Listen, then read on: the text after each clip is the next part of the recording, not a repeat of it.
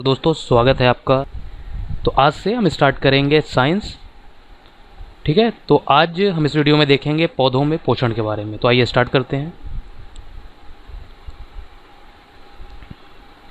सभी जीवों को भोजन की आवश्यकता होती है, चाहे वह पौधे हों या फिर जीव जंतु। पौधे अपना भोजन स्वयं बनाते हैं और मानव सहित कोई भी प्राणी अपना भोजन स्वयं नहीं बना सकते। वे या तो पौधों का आहार ग्रहण करने वाले जंतुओं से अपना भोजन प्राप्त करते हैं। पौधों में पोषण विधि की बात करें हम तो पौधे जल, कार्बन डाइऑक्साइड एवं खनिज की सहायता से अपना भोजन बनाते हैं।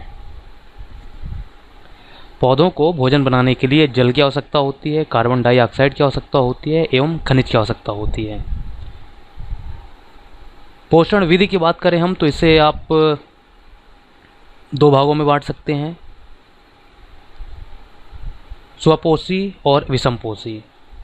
पोषण सजीवों द्वारा भोजन ग्रहण करने एवं इसके उपयोग की विधि को कहते हैं, और पोषण की वह विधि जिसमें जीव अपना भोजन स्वयं संश्लेषित करते हैं स्वपोषण कहलाते हैं, और ऐसे पौधों को स्वपोषी कहते हैं। ठीक है, तो पोषण की वह विधि जिसमें जीव जंतु अपना भोजन स्वयं संश्लेषित करते हैं स्वपोषण कहलाते हैं, और ऐसे पौधों को स्वपोषी कहते हैं। विषमपोषी पोषण की वह विधि है जिसमें जीव अपना भोजन स्वयं नहीं संश्लेषित करते और वे अपने भोजन के लिए दूसरों पर डिपेंड रहते हैं। अब अगर संश्लेषण की प्रक्रिया में सबसे इम्पॉर्टेंट पार्ट अगर कोई है तो वह है आपका पत्तियाँ। पत्तियाँ पौधों की खाद्य फैक्ट्रियां हैं, आप इसे ऐसा कह सकते हैं। पौधों में खाद्य पदार्थों का संश्लेषण उनकी पत्तियों में होता है। ठीक है, यानी कि सभी कच्चे पदार्थ पत्तियों तक पहुंचने चाहिए। मिट्टी में उपस्थित जल एवं खनिज जड़ द्वारा अवशोषित किए जाते हैं तथा तने के माध्यम से पत्तियों तक पहुंचाए जाते हैं। मैंने भी आपको बताया था कि पौधों को भोजन बनाने के लिए जल, कार्बन डाइऑक्साइड एवं खनिज की आवश्यकता होती है। तो जल एवं खनिज पत्तियों तक जड़ द्वारा अवशोषित किए जाते हैं और बाद में तने के माध्यम से पत्तियों तक पहुंचाए जाते हैं।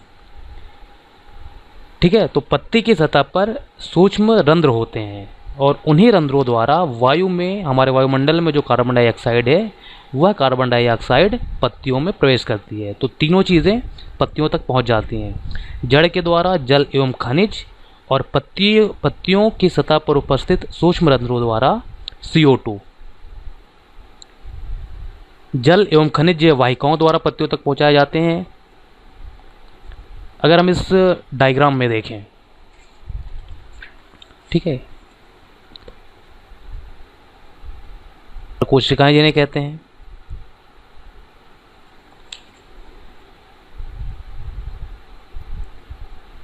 ठीक है, ये रंध्र द्वार है और ये रंध्र द्वार आपके द्वार कोशिकाओं से घिरे होते हैं। ठीक है, तो जल एवं खनिज वाहिकाओं द्वारा पत्तियों तक पहुंचाए जाते हैं और ये वाहिकाएं नली के समान होती हैं तथा जड़, तना, शाखाओं एवं पत्तियों तक फैली होती हैं। पोषकों को पत्तियों तक पहुंचाने के लिए ये वाहिकाएं एक सतत मार्ग बनाती हैं। ठीक है, जिनके द्वारा ये सारी चीज़ें पत्तियों तक पहुंचती हैं। इसके बाद अगर हम बात करें तो पत्तियों में एक हरे रंग का पदार्थ पाया जाता है जिसे क्लोरोफिल कहते हैं। क्लोरोफिल सूर्य के प्रकाश की ऊर्जा का संग्रहण करने में पत्ती की सहायता करता है और इसी ऊर्जा का उपयोग जल एवं कार्बन डाइऑक्साइड से खाद्य संश्लेषण में होता है। ठीक है, अब क्योंकि खाद्य संश्लेषण सूर्य के प्रकाश की उपस्थिति में होता है इसलिए इसे प्रकाश संश्लेषण कहते हैं। प्रकाश संश्लेषण की प्रक्रिया में कार्बोहाइड्रेट और ऑक्सीजन निर्मुक्त होती है, यानी कि वायुमंडल से CO2 ली जाती है और जल और सूर्य के प्रकाश तथा क्लोरोफिल की उपस्थिति में प्रकाश संश्लेषण की क्रिया होती है।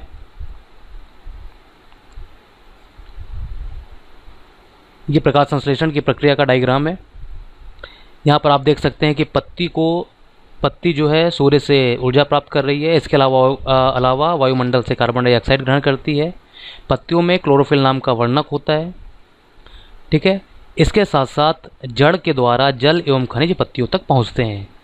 और प्रकाश संश्लेषण की प्रक्रिया में कार्बोहाइड्रेट तथा ऑक्सीजन निर्मुक्त होती है।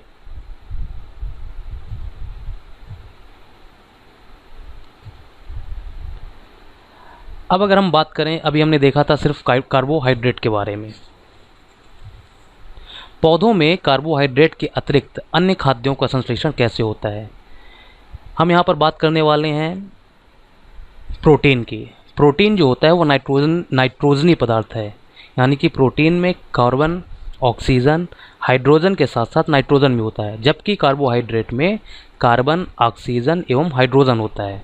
अब पौधों को नाइट्रोजन डायरेक्ट नहीं मिलता। हमारे वायुमंडल में नाइट्रोजन सबसे ज़्यादा मात्रा में पाई जाती है, लेकिन पौधे डायरेक्ट वायुमंडल से नाइट्रोजन नहीं ले सकते हैं।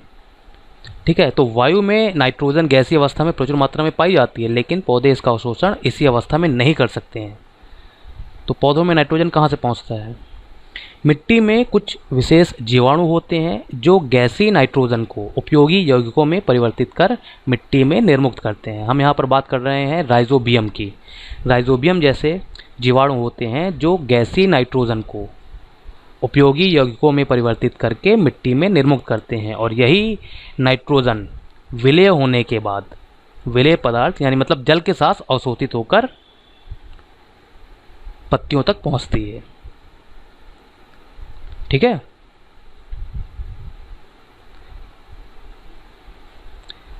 अब अगर हम बात करें पौधों में पोषण की अन्य विधियों की, तो सबसे पहले नाम आता है विषमपोषी प्रणाली का। विषमपोषी प्रणाली मतलब आपने देखा होगा कभी कभार पौधों में पीले रंग की रस्सीनुमा संरचना दिखाई पड़ती है। ये रस्सीनुमा संरचना अमर बेल का पौधा है। ठीक है, अमर बेल में क्लोरोफिल नहीं होता है और ये अपना भोजन उस पौधे से प्राप्त करते हैं जिस पर ये आरोहित होते हैं। ठीक है, तो जिस पौधे पर ये आरोहित होते हैं वह पौधा परपोषी कहलाता है, और अमरबेल जैसे पौधे परजीवी कहलाते हैं। ठीक है, तो अमरबेल विषमपोषी प्रणाली का उपयोग करता है पोषण के लिए। इसके बाद एक विधि होती है कीट भक्षी प्रणाली। कीट भक्षी प्रणाली में क्या होता है, अगर हम एग्जाम्पल लें कीट भक्षी प्रणाली का, अगर हम एग्जाम्पल लें तो यह घटपर्णी या पिचर पौधे का डायग्राम है। इसमें होता क्या है कि पत्ते का जो शीर्ष भाग होता है वह घड़े के ढक्कन जैसा बनता है, और उस घड़े के अंदर अनेक रोम होते हैं जो नीचे की ओर ढलके रहते हैं, अर्थात अधोमुखी होते हैं।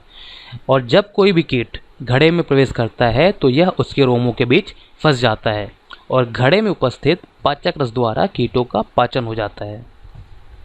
ठीक है, तो घटपर्णी या पिचर पादप के अलावा वीनस फ्लाई ट्रैप तथा सनड्यू कीट भक्षी पौधों के दो अन्य एग्जाम्पल हैं।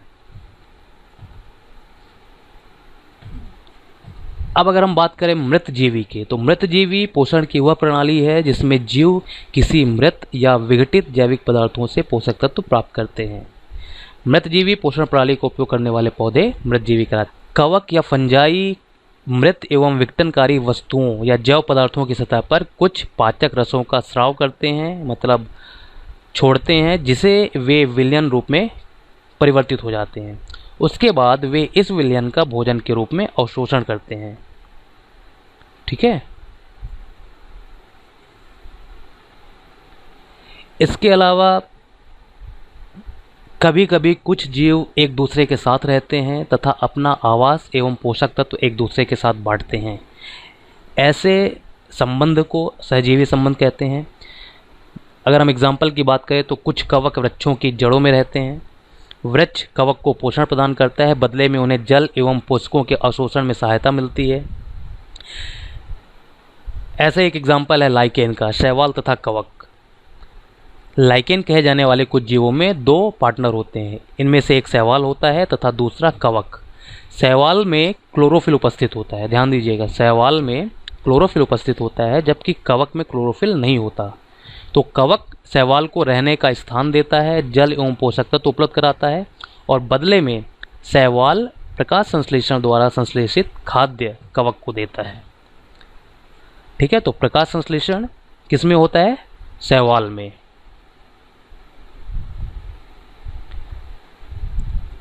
अब अगर हम बात करें कि मिट्टी में पोषकों की पुनः पूर्ति किस प्रकार होती है, भाई जो भी नाइट्रोजन है वह जड़ों द्वारा अवशोषित कर लिया जाता है और पत्तियों तक पहुंचाया जाता है। तो मिट्टी में पोषकों की पुनः पूर्ति किस प्रकार होती है? इसके लिए क्या किया जाता है? भूमि में उर्वरक तथा खाद को मिलाया जाता है। ठीक, इसके अलावा कुछ ऐसे जीवाणु होते हैं राइजोबियम, जो कि वायुमंडल में उपस्थित नाइट्रोजन को विलेय पदार्थों में परिवर्तित कर देते हैं। इसीलिए दालों की फसलों के लिए नाइट्रोजन जैसे उर्वरक देने की आवश्यकता नहीं पड़ती। और यही नहीं, दाल की फसल उगाने के बाद अगली फसल के लिए भी उर्वरकों की आवश्यकता नहीं पड़ती है। तो इस प्रकार उर्वरक तथा खाद मिलाकर और जीवाणु राइजोबियम जो होते हैं उनके द्वारा वायुमंडलीय नाइट्रोजन को विलेय पदार्थों में परिवर्तित कर दिया जाता है और पोषकों की मिट्टी में पुनः पूर्ति होती है।